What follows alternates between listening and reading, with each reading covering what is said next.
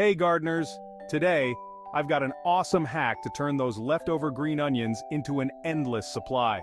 Instead of tossing them, give them a second life. Let's jump right in and learn how to regrow your green onions right at home. Easy, quick, and so rewarding.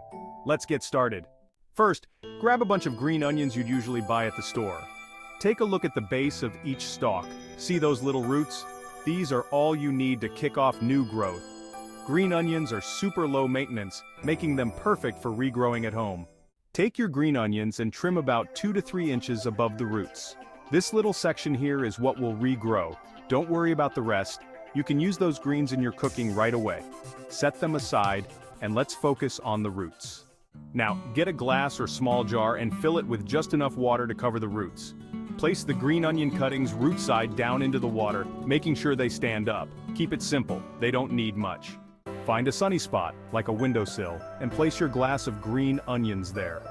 Sunlight is crucial for encouraging fresh green shoots. Within just a couple of days, you'll see those little greens coming back to life. Isn't it amazing how fast they start regrowing? Check this out! In just 5 to 7 days, your green onions will grow back significantly.